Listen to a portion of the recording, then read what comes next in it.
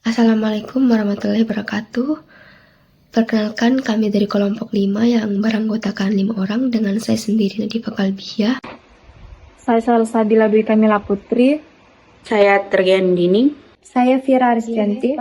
Saya Andi Makfira Ramadhani. Di sini kami akan menjelaskan tentang pengambilan keputusan dalam organisasi dengan menerapkan sistem penunjang keputusan yang kami ambil pada studi kasus penerapan sistem penunjang keputusan pada perusahaan Shopee. Baik, di sini saya akan memperkenalkan sedikit tentang organisasi yang kami ambil, yaitu Shopee. Shopee adalah perusahaan e-commerce terbesar di Asia Tenggara yang berdiri sejak tahun 2015 yang beroperasi di bawah naungan Sea Group. Fokus bisnis utamanya mencakup jual beli online, logistik, dan pembayaran digital, serta ditambah lagi pemesanan makanan online. Pada bisnis ini, pengambilan keputusan yang penting dilakukan pada rekomendasi produk, strategi promosi, penentuan harga dinamis, serta optimasi logistik dan pengiriman.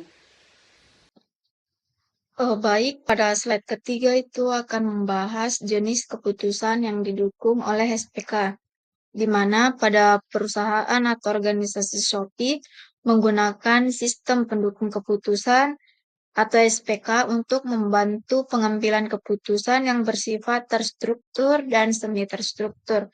Di mana pada keputusan terstruktur merupakan jenis keputusan yang bersifat rutin, jelas, dan dapat dipecahkan dengan prosedur atau aturan tetap. Kemudian pada contoh keputusan terstruktur itu meliputi penjadwalan pengiriman otomatis dan pemberian voucher secara otomatis kepada pelanggan tertentu.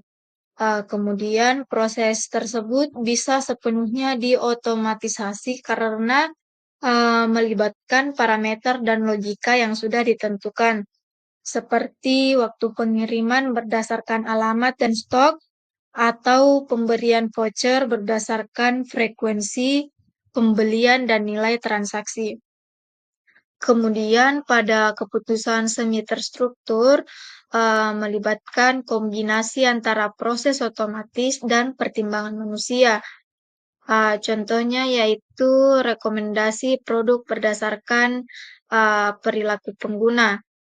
Kemudian dalam penentuan wilayah prioritas pengiriman saat kampanye besar seperti 11.11 atau 12.12 atau pada tanggal-tanggal cantik lainnya. Kemudian di mana sistem tersebut dapat memberikan data dan prediksi berdasarkan permintaan sebelumnya, tetapi keputusan akhir tetap melibatkan pertimbangan strategis dan tim logistik dan pemasaran. Implementasi sistem penunjang keputusan dalam organisasi yang diterapkan dalam Shopee. Shopee mengumpulkan data dan juga mengintegrasikan data dari berbagai sumber. Data-data yang dia kumpulkan dan juga integrasi, yang pertama ada data pelanggan, di mana data pelanggan tersebut berisi jenis produk yang dibeli pada pelanggan, waktu pembelian pelanggan, dan juga metode pembayaran yang dilakukan oleh pelanggan. Data yang kedua ada lokasi pengguna untuk menyesuaikan logistik dan juga promosi regional. Data yang ketiga ada ulasan produk, di mana ini digunakan untuk mengukur kualitas dan juga kepuasan pada pelanggan. Data yang keempat ada frekuensi belanja dan perilaku yang dilakukan pada pelanggan, di mana dia diukur dari seberapa sering pelanggan membuka aplikasi Shopee dan melakukan pencarian produk dan juga dimasukkan ke dalam keranjang dan sebagainya. Setelah data dikumpulkan, data ini disimpan dalam data warehouse dan terus diperbaharui secara real time dan juga batch processing. Yang lalu setelah data dikumpulkan dan juga diintegrasikan, pengolahan data pada Shopee menggunakan teknik machine learning, di mana Shopee menerapkan machine learning untuk menganalisis pola dari data yang dikumpulkan. Teknik yang pertama ada clustering dan juga segmentasi pelanggan, di mana ini diambil berdasarkan minat pelanggan, frekuensi belanja pada pelanggan, dan juga total pengeluaran pelanggan. Teknik yang kedua yang digunakan adalah model prediksi. Model prediksi di sini untuk memprediksi produk untuk yang mungkin dibeli pelanggan di masa depan. Teknik yang ketiga ada rekomendasi produk yang diterapkan pada Shopee.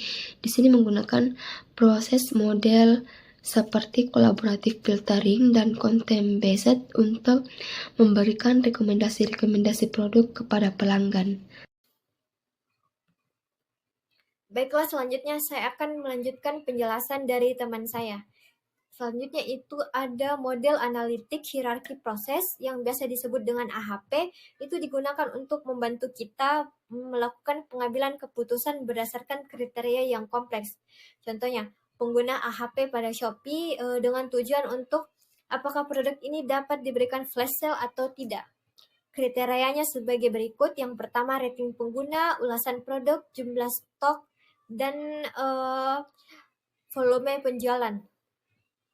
Adapun pembobotannya itu diberikan masing-masing bobot berdasarkan kepentingannya.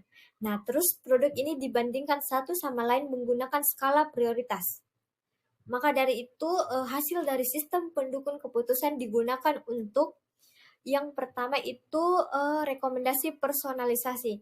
Maksudnya yang itu seperti halaman awal Shopee, di mana kita ketika ingin membuka Shopee akan menampilkan produk sesuai dengan minat pengguna masing-masing. Nah, kedua itu ada penentuan flash sale dan diskon. Produk-produk berpotensi tinggi akan dimasukkan ke dalam kampanye Shopee. Yang ketiga itu ada optimalisasi logistik dan distribusi, di mana penempatan gudang dan pengaturan rute itu dilakukan berdasarkan lokasi dengan peminat yang tertinggi. Nah, kesimpulan dan rekomendasi. SPK terbukti sangat efektif dalam membantu Shopee mengambil keputusan secara cepat dan akurat. Kemudian dapat mendukung departemen marketing, logistik, dan IT. Tantangannya ini adalah integrasi data yang kompleks dan ketergantungan pada data real time.